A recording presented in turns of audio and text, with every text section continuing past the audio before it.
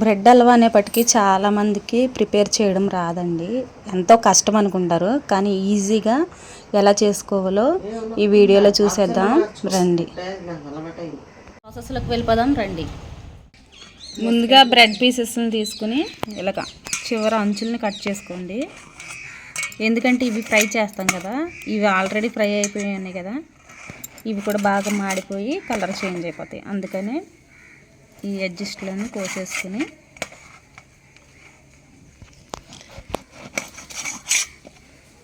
నీట్గా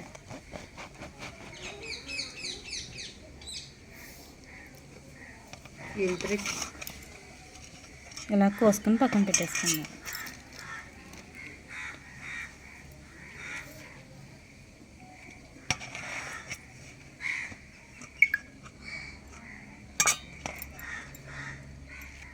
ఇలాగ అన్నీ కోసుకుని పక్కన పెట్టుకున్నాం.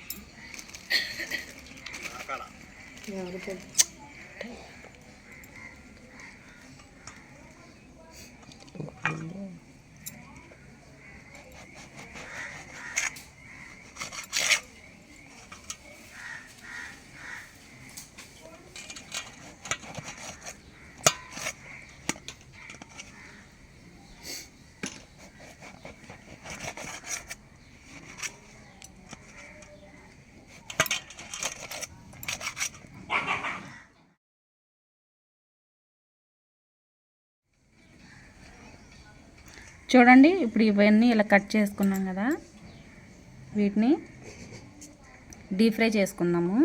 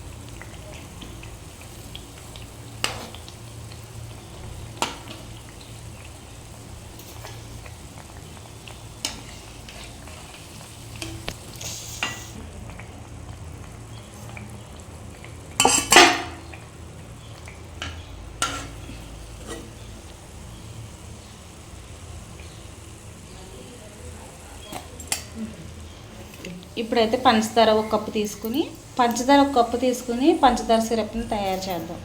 ఇప్పుడు ఈ పంచదారలో మనం కప్పు పంచదార తీసుకున్నాం కదా, 2 కప్పులు వాటర్ పోసుకొని కరిగించుకోవాలి.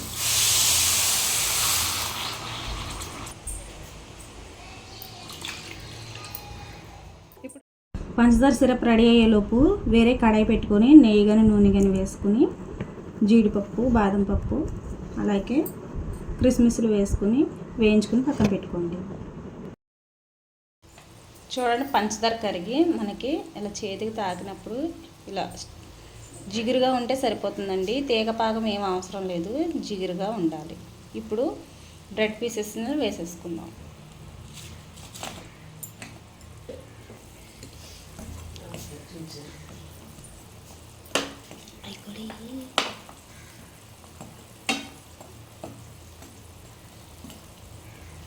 మీరు వాటర్ అనేది సరిగ్గా వేసుకోకపోతే ఇదంతా దగ్గరగా అయిపోయి మనకి హల్వాలాగా కాకుండా ముద్దలాగా అయిపోతుంది గట్టిగా.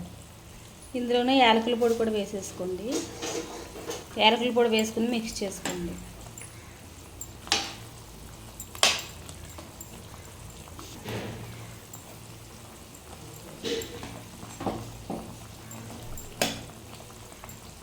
చూడండి, మొత్తం ఇలా సాఫ్ట్గా అయిపోయింది కదా. బ్రెడ్ అంతా ఇలా సాఫ్ట్గా అయిపోయినప్పుడు మనము 1 కప్పు పాలు పోసుకున్నాము. పాలు కాచి చల్లార్చి పక్కన పెట్టుకోవాలండి. కాచి చల్లార్చిన పాలే పోసుకోవాలి. పచ్చిపాలు పోసుకుంటే పాలు అనేవి విరిగిపోతాయి, అలాగే హల్వా కూడా స్మెల్ అనేది వస్తుంది. అందుకే కాచి చల్లార్చిన పాలు పోసుకుని ఇవి దగ్గర పడ్డాక వేయించిన డ్రై ఫ్రూట్స్ వేసుకుని దించేసుకోవడమే.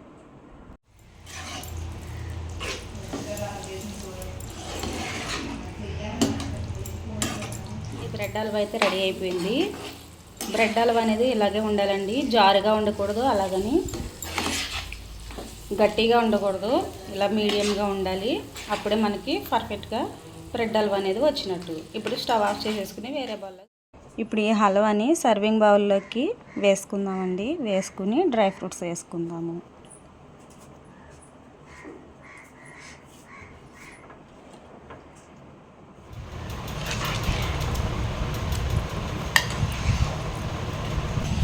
అంతేనండి, బ్రెడ్ హల్వా అయితే రెడీ అయిపోయింది. చాలా ఈజీగా, ఆరుబాటలు ఏమీ లేకుండా చాలా ఈజీగా చేసేసుకున్నాం కదా. మీరు ఇదే విధంగా ట్రై చేయండి, చాలా బాగుంటుంది. ఈ వీడియో కనుక మీకు నచ్చినట్లయితే లైక్ చేయండి, షేర్ చేయండి, మన ఛానల్ని సబ్స్క్రైబ్ చేసుకోండి, బెల్ ఐకాన్ని క్లిక్ చేయండి. యూస్ఫుల్ అనుకుంటే మీ ఫ్రెండ్స్ అండ్ ఫ్యామిలీకి షేర్ చేయండి. రేపు మరొక మంచి వీడియోతో మీ ముందుకు వస్తాను. Thank you. ఇప్పుడైతే టేస్ట్ చూసేద్దాము. మా అమ్మగారు చూడండి, రస్కు మీద పెట్టుకుని తింటుంది.